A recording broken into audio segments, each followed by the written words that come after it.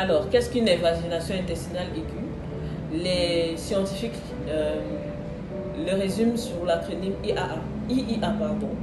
C'est en fait une interruption du transit intestinal qui survient généralement chez les enfants entre 3 mois et 3 ans. Cette interruption est due généralement à une partie de l'intestin qui entre dans une autre. C'est la partie en amont qui entre dans la partie en aval. Ça fait exactement ceci. Vous avez l'intestin qui est là et une partie rentre dans l'autre. Cette interruption du transit se fait généralement chez ces enfants pour des raisons que l'on ne maîtrise pas. Il faut savoir, pour bien comprendre la pathologie, que l'intestin, comme tout organe, possède des vaisseaux sanguins. C'est un organe vivant qui est nourri par des artères, par des veines, par des lymphatiques et qui possède des nerfs et des cellules nerveuses.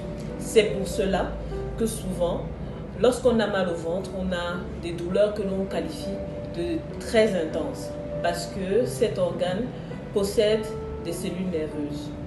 Imaginez donc que chez une personne, notamment chez les nourrissons dont on parle, qu'une partie de l'intestin entre dans une autre, elle va entrer avec ses vaisseaux sanguins et avec ses cellules nerveuses et ses nerfs. Alors, pour bien comprendre la pathologie, savoir la détecter et la reconnaître, il faut savoir que, comme je l'ai expliqué tantôt, vu que c'est un organe vivant et vu qu'il a ses vaisseaux et ses nerfs qui le nourrissent, lui permettent de se mouvoir, lorsque l'invagination se produit, il y a un phénomène mécanique, c'est-à-dire un tube qui rentre dans un autre tube.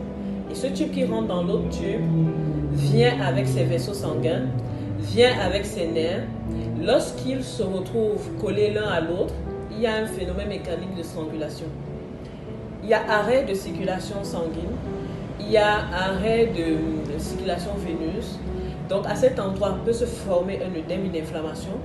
Il peut aussi se former une nécrose du fait de l'absence de circulation sanguine, mais surtout les nerfs sont sensibilisés et donc causent une douleur. Donc le premier signe pathognomonique, comme on dit en science, c'est-à-dire le signe d'alarme commun, c'est la douleur. C'est une douleur décrite comme une douleur paroxystique, aiguë, récidivante, avec des périodes d'accalmie. En clair, votre enfant fera des crises douloureuses, comme il n'en a jamais fait avant, très intenses, qui vont se calmer. Vous aurez une période d'accalmie et la crise va reprendre. Pour ce qui est des causes, il faut savoir que la littérature scientifique considère qu'environ 90% des cas sont des invaginations dites idiopathiques.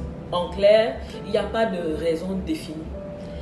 On dit les enfants de 3 mois à 3 ans, on ne trouve pas, disons, de cause véritable. Le tube digestif, généralement, permet d'absorber les aliments, de les digérer. Et ça se fait par des mouvements, que ce soit de l'intestin grêle ou du gros intestin. Ces mouvements naturels peuvent entraîner une invagination sans qu'il y ait une cause détectée. Il faut savoir aussi que dans les 10% de cas restants sont suspectés des infections, soit virales ou autres, qui peuvent causer des ganglions au niveau du tube digestif, favorisant cette invagination-là. Donc, les enfants qui nous font des rhinites, des rhumatiques répétitions, des enfants qui font d'autres types d'infections virales, peuvent développer une invagination comme une conséquence de l'inflammation qu'ils ont au niveau des ganglions qui sont à côté de l'intestin grêle comme du gros intestin. Vu tout ce qui a été expliqué plus tôt, vous comprenez bien que des complications sont possibles. L'une des complications peut être la nécrose, c'est-à-dire à force d'être serrée, cette partie de l'organe qui n'est plus nourrie par les vaisseaux sanguins peut commencer à mourir. À cet endroit, on peut avoir une perforation. Donc vous aurez une partie du contenu de l'intestin, si c'est l'intestin grêle ou le côlon qui se déverse dans l'abdomen, vous pouvez avoir d'autres complications. Ce qui peut causer donc tout ce qu'on peut appeler, on englobe dans les complications dues à cette urgence, comme les péritonites, les chocs septiques et autres. Donc c'est une urgence qu'il faut prendre en charge très tôt, donc suspecter très tôt. S'il faut conclure par un take-home message, ce serait de dire à tous les parents que c'est une pathologie qu'il faut connaître. Documentez-vous dessus. Posez les questions à vos pédiatres à l'occasion et retenez les 3 signes principaux.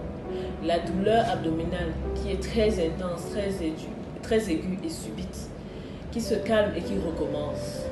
Les vomissements et le saignement au niveau rectal. Saignement qui peut être franc ou très léger. Et enfin, ce 4e signe, si on peut dire, une masse dans l'abdomen ou une masse au niveau de l'anus. À savoir que c'est une urgence.